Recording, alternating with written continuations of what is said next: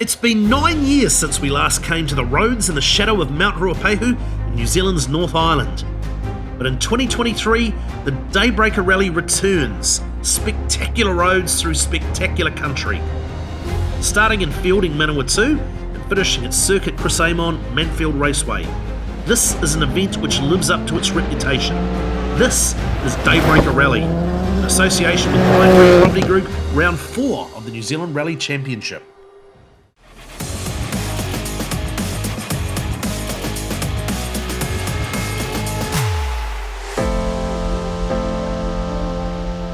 A field of 90 cars and crews gathering in Fielding on Friday night, and back amongst them, newly crowned European Rally champions Hayden Paddon and John Kennard.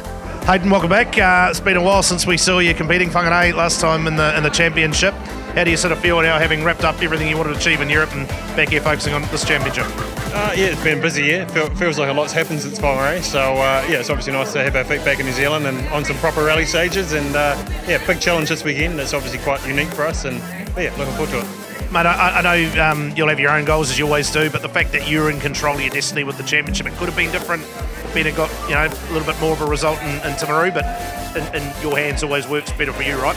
Oh yes and no. At the end of the day, you've got to treat every rally on its own merits, and obviously this is a very tricky rally and anything can happen, so we're just going to try and focus on having a clean event. There's a lot of gravel out there that we're going to have to push aside. If the rain comes, it might help us a little bit, but it's certainly not going to be easy. Only 2 other drivers have a mathematical chance of challenging Paddon's championship lead: Skoda Rally 2 pilots Rana Horan and Ben Hunt. First pace note rally with Dave, so are you seeing a bit of a difference in the way you prepare for the rally now? Yeah, it's good actually. He's brought a few more extra notes and words to the equation, which I think is awesome. So we'll see how it all works tomorrow. But yeah, I've learned a bit off him, so it's good. Well, being one of the few in Category 1 who've actually done this rally before, and for you, not that long ago. Yeah, it's I think 2013 and 14, so the first few years in a 4-drive car. Actually lucky enough to win it in 13. Mason jammed his gearbox up in the second to last stage, so and then 14 I think we're actually second to Mason. But yeah, it's awesome to be back here. It's such a great venue for it, having Manfield so close and the square down here, and fantastic roads all around here between Taihape and back all this way down, right down to Palmy, I guess. But yeah, really looking forward to it. It's real tight and technical, and I'm super stoked to be in the Skoda here because it's probably the perfect car for the rally. Nzrc sponsor Brian Green happy to have the championship return to his hometown. No, it certainly is. It's a fair number of years ago since we had our last one here, and we've won about 6 times altogether, and I'd forgotten actually how twisty the roads were. Maybe you get a bit older and you notice it a little bit more now, but He may not have the mileage under his belt, but New Zealand superstar driver Shane van Gisbergen was pleased to get another chance on gravel. It's been a long time since whangarei. We did one rally sprint since then, but I'm looking forward to starting the first stage this time. The rally would take in 9 individual stages from Taihape in the north to Kimbleton in the south, and while the final stage at Manfield was set to provide a fun finish, the real challenge would be stage 6, Sand and Block, 42 kilometres of twisting tight road, which would test both drivers and co-drivers. 42 kilometre stage is a long one, so I don't know. I heard Todd might have had Richard Mason I think might have had the record. I heard somewhere around 30 minutes for that, so that doesn't sound long, but it's a long time when you're going through that many corners, yeah. A big cheer from locals as Hayden Paddon heads off, ready for an early 5:30am start, in the spirit of the old Daybreaker rallies, which used to start at 2am. Sunrise near Taihape, and the weather is fine, but forecast for heavy rain late in the day. This could be a rally of contrast, Blair Bartels. Absolutely, Budgie, and that rain cannot come fast enough for Hayden Paddon. Have a look at that thick coating of gravel across the surface of the road. He is absolutely going to be ploughing through that, and as soon as that rain comes, it'll soften the surface and that gravel will sit down into the surface of the road, and the roads will just get faster. Narrows 10, max 5 run opens, 80, max 6 right minus 34 left hug. Next car through, Shane van Gisbergen, and evidence of dust hanging in the air, Blair. This is the other side of the rain equation. It was a lot of talk over recce. The dust is going to be hanging. So basically everyone's praying for the rain to come. 80, 6 right minus hug, 6 left. 6 right minus hug, 6 left. Fast 5 right. 6 right, nips maybe 100. 5 right, minus 30. Even second car on the road, you can see just the amount of gravel that's being moved by Shane. No records on this stage as it's shorter than previous Daybreaker formats, but Richard Mason had previously set an average speed of 74.68 kilometres an hour. Paddon's time 11:17.6 with the fastest average speed of 77 k's. That was a bit of hard work. Felt slow, hasn't it? Don't think I've ever driven in such heavy gravel. No. Caution, 5 left long, opens long, finish 2 right. 2 right. Yep. Well done. Yeah, a bit messy. Nice Oh, start. it's very loose. Oh man, the grip was hard to judge. Good start. Ben Hunt slipped off the road at South Canterbury while leading the rally, so his championship chances lay in the fate of other drivers. And Ben did what he had to do at South Canterbury. He had to score maximum points to be the master of his own destiny when it came to the championship chase. Unfortunately, it was just a tiny mistake and it really cost him. Hunt just 3.7 seconds behind SVG. Rana Horan had clashed with Ben Hunt just a few weeks ago at the Maramarua rally. That time it was Horan who slid off the road, with Hunt taking the win. But now Horan with a big task ahead. Rana's time 4.5 behind Ben, so normal transmission resumes in the top 4. Todd Borden back from a break, but realistic in his aims for the day. And for Todd, this is really about regaining some confidence. Unfortunately, he made 2 small errors at the first 2 rounds, and they bit him really hard. So it's a case of keeping it neat, tidy, and being at the finish line today.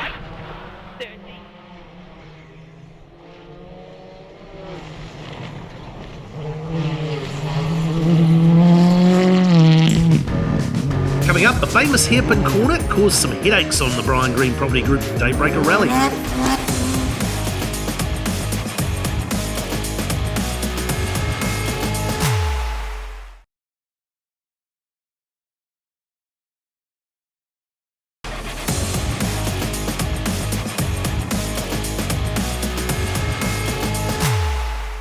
Welcome back to the Brian Green Property Group New Zealand Rally Championship with support from Heller, Dunlop, Generator Rental Services, Cream Insurance and Omega Car Rentals. Before we head to our feature stage of the morning, let's take a look at stage 2 in the Ridge Road hairpin. This is a famous hairpin from years gone by that's featured in the coverage. It's almost like watching rally cars in the shopping centre with 3-point turns and all that sort of stuff. Really important in these modern cars that you don't get to that. With the sequential gearboxes, it's not just a case of hooking reverse, it's quite a difficult process. So being clean and tidy through here is paramount.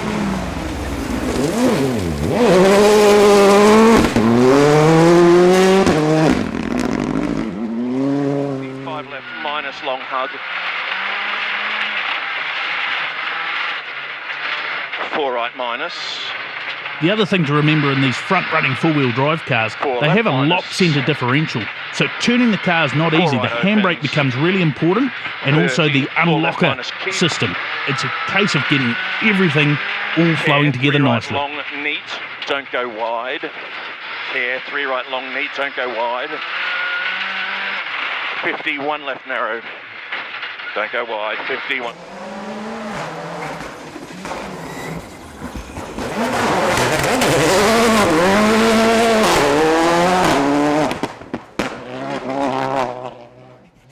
Different technique here from Ben Hunt as he really tries to keep the momentum going around the corner, but gets out a little bit in that really deep, loose gravel on the outside.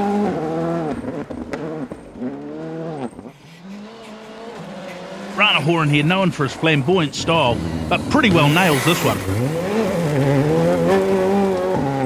Interesting though, a little bit blinded by his own dust on the exit. Double caution, very long, 4 right. On board with Todd Borden now, who won this rally 22 years ago. It was a very different time and a very different rally, a very different car. Narrow, don't go wide. At least now he's left-hand drive, so he's not exposing himself to the big drop that's on the outside of this hairpin.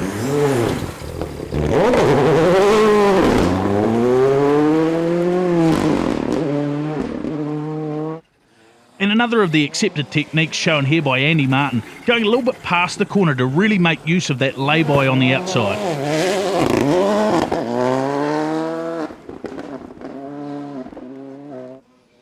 And Eugene Crune with a nice tidy run around the hairpin, really showing that he's getting to grips with this AP4 Mirage.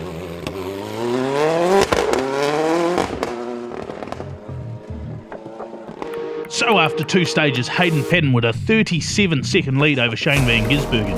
Then Ben Hunt and Rana Horan, big battle between those guys just ahead of Todd Borden, Andy Martin, Eugene Crune.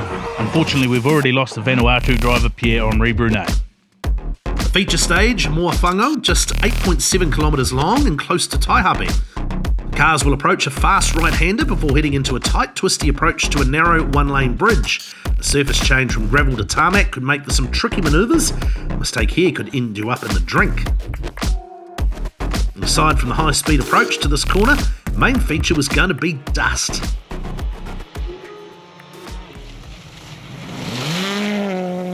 Hayden Paddon had done what he does best and established an early lead over the first 2 stages. And while he won't be happy about the amount of gravel on the road and what he's got to sweep, looking at that dust truck, I suspect he's in the best place. 120. On board with SVG, and already you can see how Paddon's dust is hanging in the air. 6 right minus. And this is where having the experience of Glenn in the car for Shane, who's still relatively new to rallying, is a massive help. The notes are clear, and there'll also be a little bit of counselling going on, sharing that experience across the car. Care, brake slow, 4 left minus tarmac, 2 right narrow bridge. 4 left minus tarmac, 2 right narrow bridge, 2 left.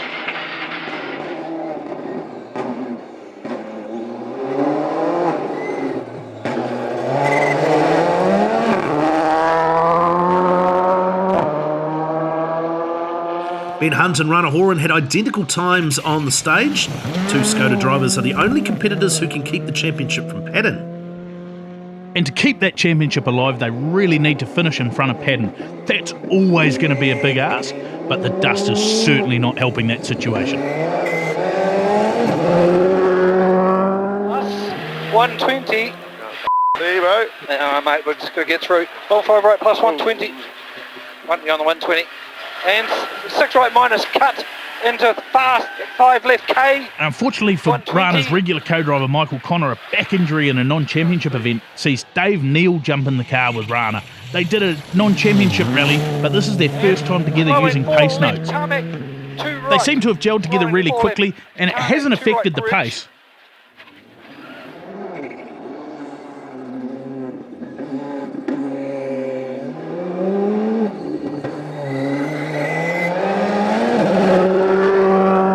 Has a reputation for using all road and more to get the most speed out of his Skoda, but the organisers had taken steps to keep the cars off the grass.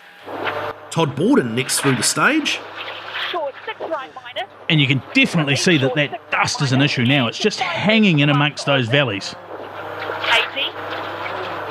5 right minus and junction, open, don't. Repeat, 5 right minus and junction, open, don't. And that don't is a very clear instruction. It's a shorter one than don't cut, but that's what all the drivers know it means. You see that orange anti-cut device on the inside there? That's made out of concrete and it'll rip a wheel off very quickly.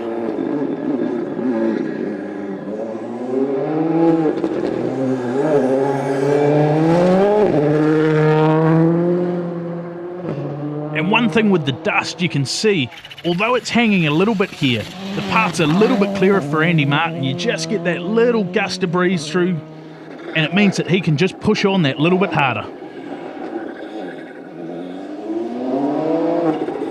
Certainly throwing that polo round on the bridge. And when you get dust in New Caledonia, it's proper thick dust, so Eugene Crune knows how to deal with this situation.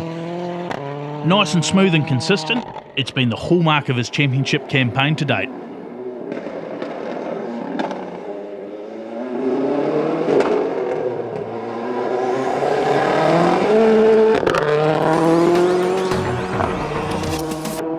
One more stage before the second service at Taihape.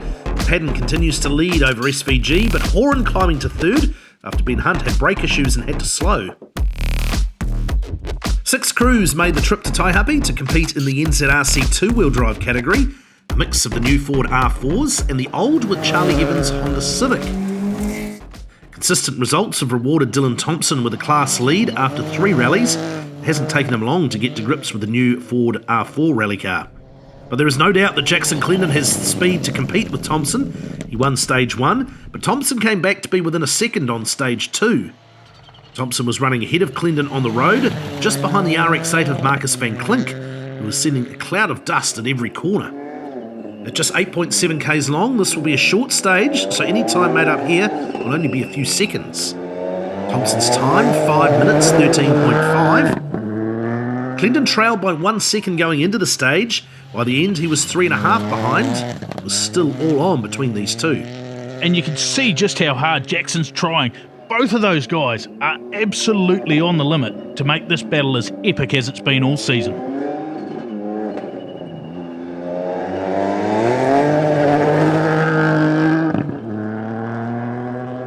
But after trailing in the first 2 stages, Jordan Grant surprised the 2 Rally 4 drivers with a stage win here by a narrow margin. Times like that are no surprise when you look at the commitment Jordan's carrying. Very, very tidy, very fast. Fantastic to see him taking the Kiwi-built option up against the factory-built Rally 4 cars. Unfortunately, on the next stage, Grant's rally ended with a huge crash. Just watch up here, because he's only a little bit too fast onto the bridge, but one compression and the second one really just extends that braking area, and it's too far. Thankfully, the modern safety systems in these cars, the roll cage mounted seats, have saved them from serious injury. The third of the Rally 4 Fiestas, Bryn Jones, 4th here, but he'd take 3rd after Grant's crash. And now in his 4th event with co-driver Sean Lockyer. Great to see them really gelling well together and having some fun. 3 right at pole. Long 3 left onto wide. Charlie Evans had given the Civic a fresh paint job for the event. This is quite outgoing for Charlie. He's normally a very quiet, reserved character. Grey RX-7. So the mint green is certainly a change from type, but great to see it's working well and the results are coming.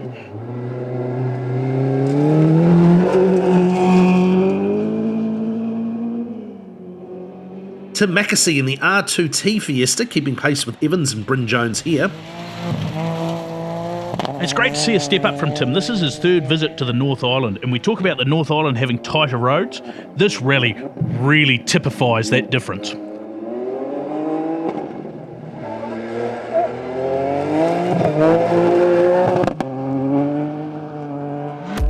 So after 4 stages, Dylan Thompson and Jackson Clendon separated by just 16 seconds. Bryn Jones just under a minute back, but Charlie Evans and Tim Mackesy are right on his case. 7 entries in the open 2-wheel drive class with the return of Dave Strong and Marcus van Klink. Unfortunately, that dropped to 5 after the first stages with mechanical retirements to Glenn Alcorn and JP Vandermees. Marcus van Klink had led the way after Alcorn's demise and would arrive at Taihape service with a handy 1 minute 30 lead in the class.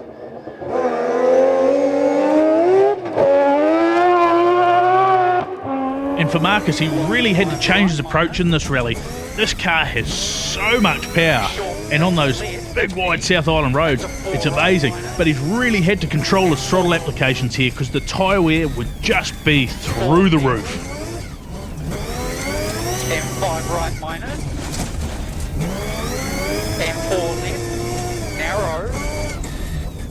Dave Strong is back from an extended holiday. After an early battle with Dan Haynes, he'd hold a 2nd place in his class. And after years and years of running a business and rallying all the time, this was his payback to his wife. I don't think we've ever seen Dave stay away from rally cars so long as he has while he was off on his cruise.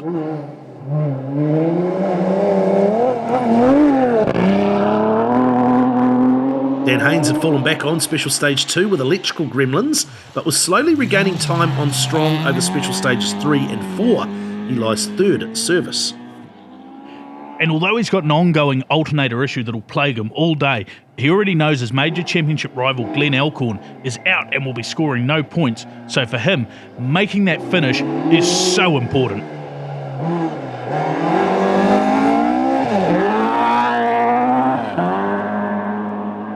Peter Farrell lucky not to go down a bank on stage 2, and getting back on the road cost him 5 minutes.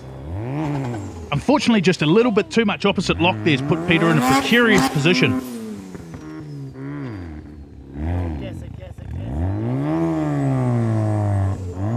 And the worst thing is he's done it in front of former rally driver Dylan Turner. So Murray Percival able to claim 4th in his Escort.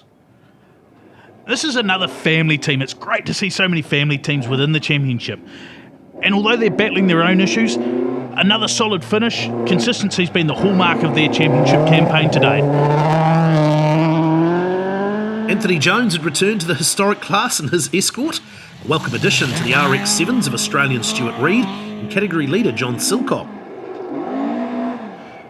And you can see Jones, he's lost nothing while he's been out of the car for most of the year.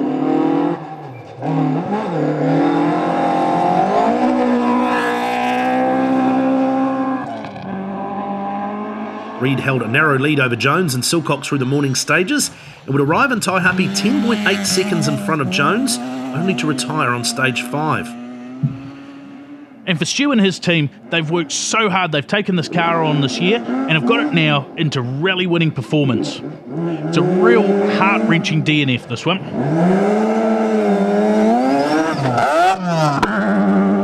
John Silcock was hoping to secure another historic title on this event with a round to go. With Reid out of contention, all he had to do was get to the finish in second place. And John certainly knows how to put together a championship campaign. He always is playing the long game, looking at what it means for the championship, and that's why he's on the brink of a third championship. And not to forget Mike and Helen Cameron in their Mitsubishi in 4th. And after 2 outings with 2 scratches on the car, quite uncharacteristic, Mike will be looking to bring it home safe and sound, so he's allowed out for the final round. Coming up, the Nzrc crews tackle one of the toughest stages in the championship, the Daybreaker Rally, round 4 of the Brian Green Property Group New Zealand Rally Championship.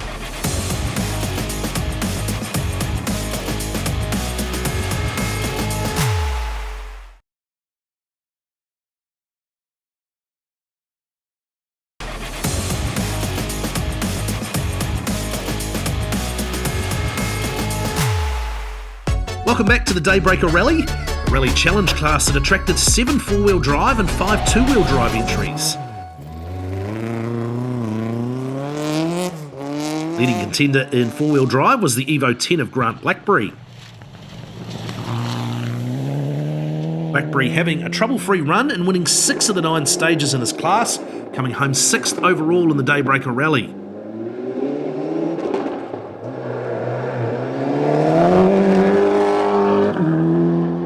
Dave Sievers was an early challenger, just 1.5 seconds back by stage 3, but he was unwell, and as the day drew on, the longer stages took their toll and he would fall back to 4th, not helped by a time penalty for inadvertently holding up Ben Hunt in the dust.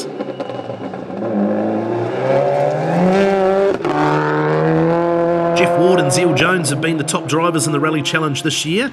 Ward led the young driver early, but had issues at the end of stage 2 and picked up a 30-second time penalty. And just to show you how far things have come, this was the car that won this rally just under a decade ago, the last time the Daybreaker was a round of the championship.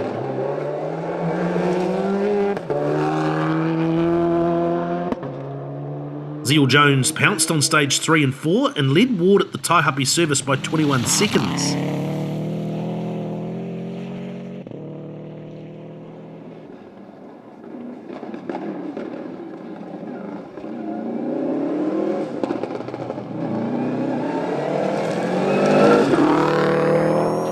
Zeal certainly impressed in his first season in a 4-wheel drive, adapting well. As you can see here, the promised rain did arrive. There'll be more about that later in the show.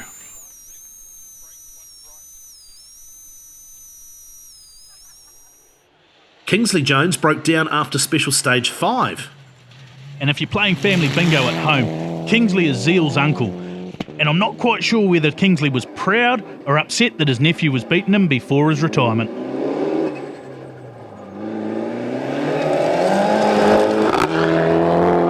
Ward put in a big effort on stage 6 and overtook Jones Jr. to move up to 2nd in the stage.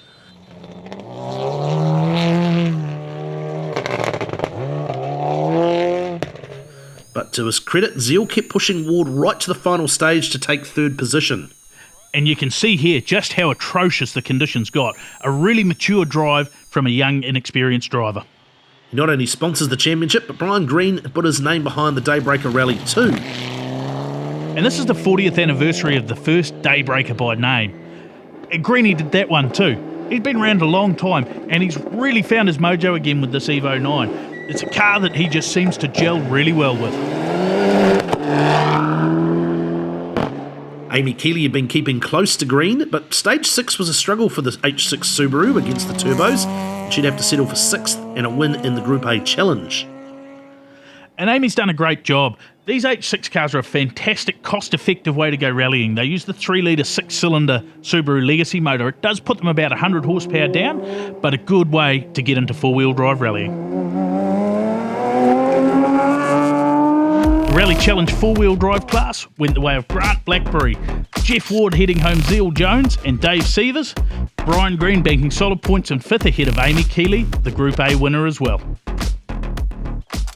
The Rally Challenge two-wheel drive turned into a Toyota class after Sam Byrne retired his Mitsubishi after stage 2.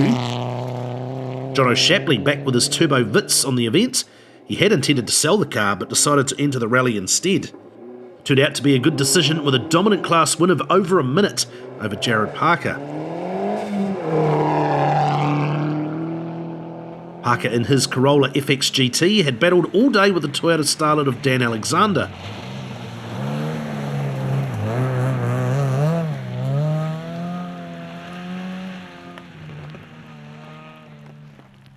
Alexander initially had the advantage and led Parker by 48 seconds in the morning.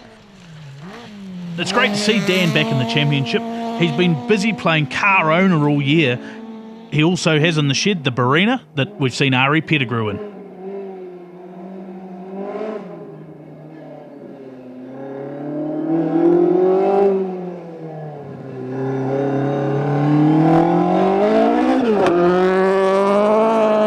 Parker fought back with 3 stages to go, in an impressive drive which saw him fastest on stage 8, securing 2nd place and his position 2nd in the challenge. And this is Jared's first rally in the North Island, and God knows what he would have thought by the time he got to the end of it. So many corners, and then the varying conditions, the dust. Look at the rain coming down here. Unfortunately for Brett Madron, he got caught up behind another car in the long 42k stage. That dropped him to 4th. But it sets up a fascinating battle for the Rally Challenge two-wheel drive title, as both he and Parker go to the final round, equal on points.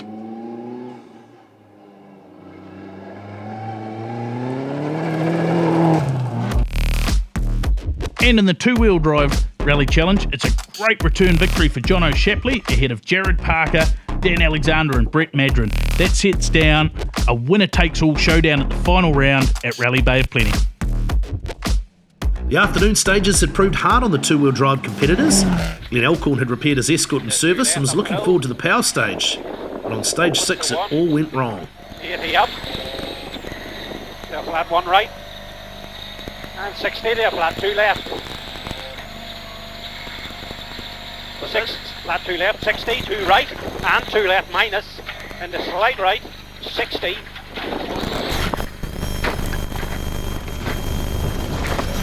And that's a hella moment. Big crash for the Irish boys. Unfortunately, that's the end of their season. Dave Strong lost time to Dan Haynes in stage 6. That moved Haynes to 2nd, and he would hold at that until the end. Unfortunately, on these tight, twisting, demanding roads, time loss can be very costly. It's hard to get that time back. Murray Percival able to hold off a hard-charging Peter Farrell for 4th. Farrell just running out of stages to make up for the lost time on Special Stage 2.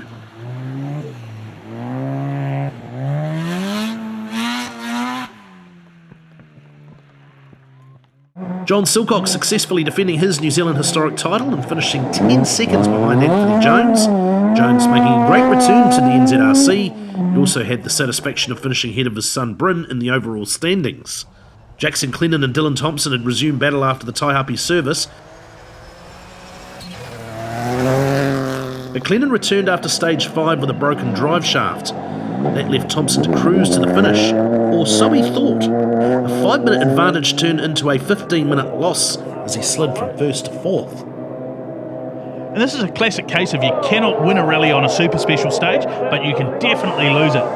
Very lucky not to go over, but there was a lot of hard work to get that car out and to the finish. So celebration in car for Bryn Jones at the Manfield finish. He had been pushed by Charlie Evans through the afternoon, while Jones suffered with no third gear. Keep left. Box, box, box, box, box, box. Box, box, box. Box, box, box. Yeah! Yeah, boy! Yeah, now. Good girl. Oh. Evans had narrowed the gap to under 30 seconds with some fine driving over the final 3 stages.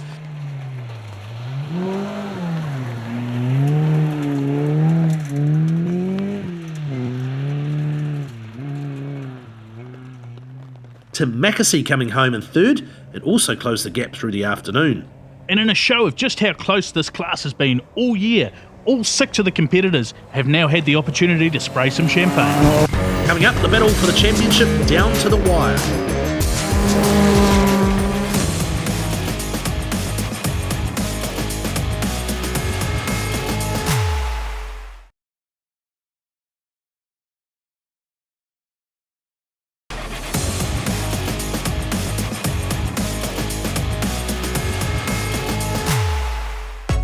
Welcome back to the Daybreaker Rally, round 5 of the Brian Green Property Group New Zealand Rally Championship. Hayden Paddon was in charge of the rally over the afternoon in what turned out to be difficult conditions. Fast half, 4-8, don't. And what's really interesting here to start with, he started in the dry. But this is a long stage, 42 kilometres, one of the longest in the championship, and certainly time-wise on these tight and twisty roads, these guys are going to be in the car for half an hour. 20. Fast half, 5 plus closes in.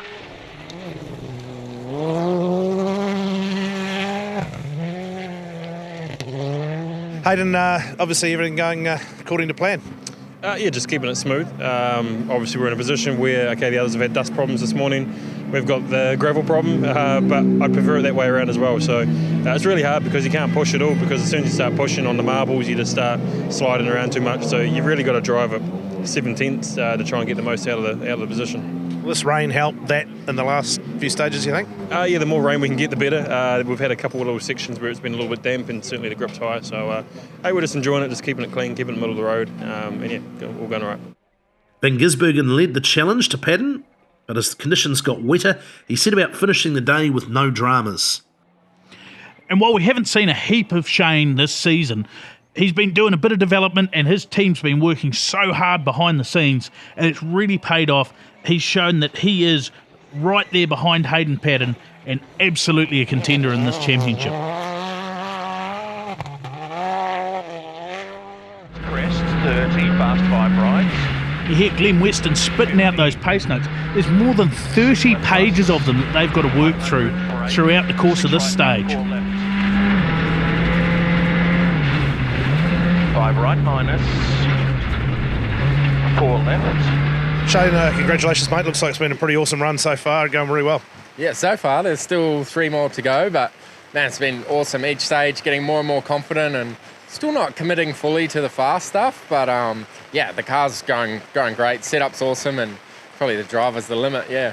But we're throwing all sorts of conditions at you. The dust to cope with this morning, and now she's hosing down with rain. Pretty slippery the last couple of stages. I think it was stage 3. That was unbelievable. I've never experienced the dust. It's like that, and now it's pissing down. So the next couple are going to be pretty treacherous, but got a big gap behind, big gap in front, so just bring it home, I guess. Rana Horan holding third, might have hoped to be closer to SVG at this point. And while Shane's not a championship contender, he is taking points away from Rana, who needs to be as close to Hayden as possible, if not beating him. Look at those spots on the lens too, that rain's coming. Into long 3 left. You can see the change in the colour of the road surface. That water's just starting to get into it. It's softening down, that gravel's sinking into the surface. 6 left minus, into 4 left. Next one will be 4 left here. Rana, I think you're supposed to be celebrating a birthday holiday or something. Obviously change of plans when the calendar changed to be here. Worth the change? Yeah, so far, if I can hold third, which I'm in, I can just, I would go away happy, yeah, for sure. Just describe your morning, mate. How happy are you with it? Yeah, it's good. It's been a safe morning. We've had no big moments, no nothing. We've just ground away. Probably could be a bit faster at times, but we're happy. Todd Borden had targeted a top 5 finish, and with Hunt losing time on stage 4 after losing brakes, that's exactly where he was, a comfortable 4th place. And this is exactly what Todd needed to do as you see that rain starting to come down. A good, solid finish, no dramas, just driving and getting miles in the car. 60. And just check the difference in the road. Again, there's now streams running down the road. This rain is seriously heavy. Todd, I think 4th place overall at the moment. Seemed like you're getting quicker and quicker through the day, right? Had to get quicker, didn't I? No, that stage has probably suited us more, but fast and flowing and nice and long. Sort of was looking forward to that long stage, really. You had a couple of little teething issues in there with heaters stuck on or something, right? Oh, mate, we don't know what's doing it, mate. It's obviously an override when the car gets hot. It's getting up to 82 degrees, and the heater's coming on, like the whole stage. So that was the hardest thing. But Ben Hunt had been held up in the stage as he tried to make his way back with a 3-minute penalty. He wasn't happy at service. And unfortunately, the team had to get the car fixed, but when you're fighting back through the field, catching cars is an inevitable part of the process. Ben, obviously a fairly trying day, mate. Talk us through what's the issue been? Yeah, it's I actually, Tony and I were talking on the way here to the 3rd service, I think it is, and haven't actually had a clean stage all day, which is a bit disappointing. It's, awesome roads and you want to come out here and enjoy them, and had just something going on. Stage 1 was probably clean, I guess, but, first stage of the morning, getting into the groove and things, but stage 2, a few of us had dust problems, especially probably Rana and me and Shane, and then stage 3, stage 4, I think it was, we lost our brakes 10k in a 25k stage.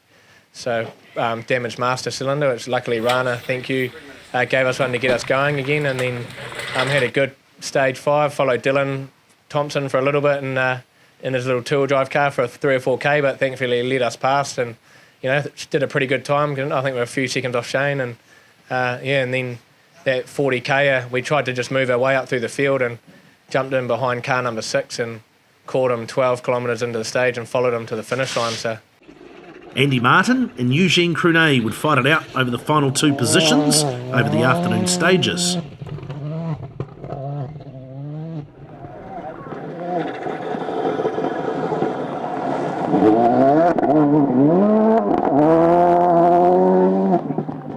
Crunet did gain time over special stage 8 and 9, but it wasn't enough to overhaul Martin.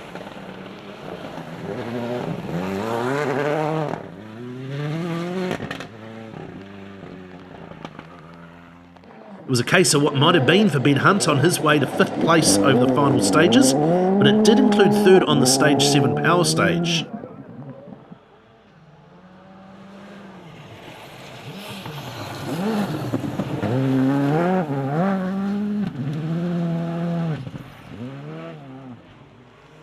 For Todd Borden, the satisfaction of securing a top 5 result is first for the season.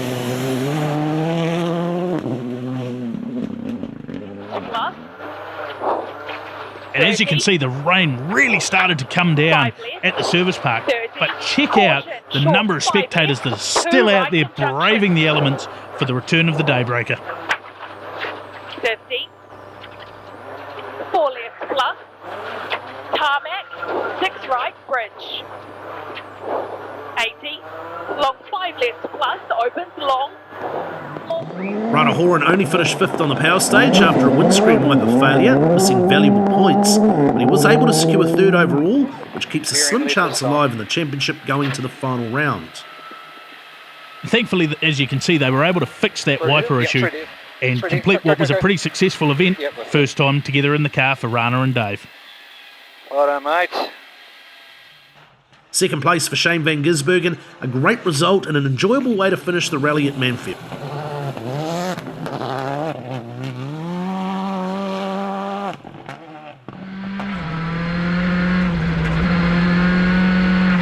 And Shane is Mr. Versatile. Of course, we mustn't forget, wasn't that long ago he was playing with the Drifters as well.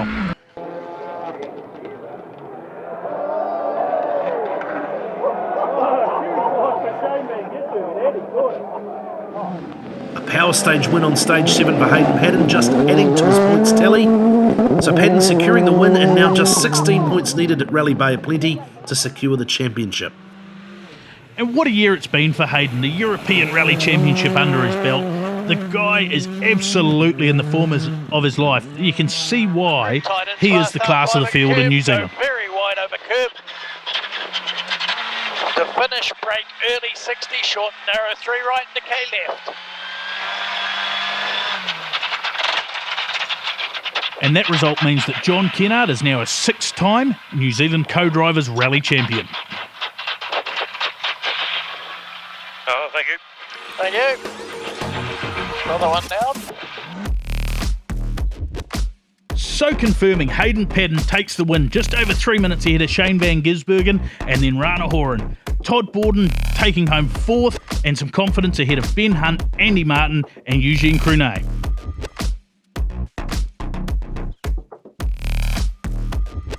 The NZRC two-wheel drive class with that last-minute twist sees Bryn Jones take his first win, 24 seconds ahead of Charlie Evans, and a great third for Tim Mackesy. Dylan Thompson surviving home in 4th. The open two-wheel drive, and it's a win for the returning Marcus Van Klink ahead of Dan Haynes and Dave Strong. Murray Percival and Peter Farrell just rounding out the field. That result secures Matt Priest the open two-wheel drive co-drivers title. And another return winner with Anthony Jones taking the top spot, but second place for John Silcock and Donna Elder secures them their 3rd New Zealand Historic Rally Championships. Mike and Helen Cameron rounding out the podium. Hayden, obviously some real challenges this weekend. New event. You haven't rallied on these roads before. A lot of gravel down early. You had to be first on the road. Obviously dust for some of the other competitors as well. And then rain towards the end. You had some hurdles to overcome, and again you've come through it unscathed. Yeah, rally at 2 halves really when you look at the conditions. Obviously how dry and dusty it was this morning, and then torrential rain this afternoon. So it would have been nice to have that happy medium in terms of the conditions, but it's been a nice challenge. Everything, the car's been working really well despite the lack of grip. Team's done an amazing job, and we've just been trying to focus on just keeping it clean and obviously trying to enjoy ourselves. Congratulations, second place overall. Fantastic. We'll start with you, Shane. Things could have gone any more perfect. Describe your day for us. Oh, it was awesome. Like right from the start, the car felt completely different to Whangarei. What the guys at Choice Motorsport had done. Preparation was great, ran faultlessly, and the setup was good too. And just had a ball, built up during the day. When it got wet, I had a couple of moments and just went pretty cautious. But yeah, good fun with Glenn all this week, and look forward to the next one. Celebrations then for our top 3 crews in the rally, and congratulations to all 3.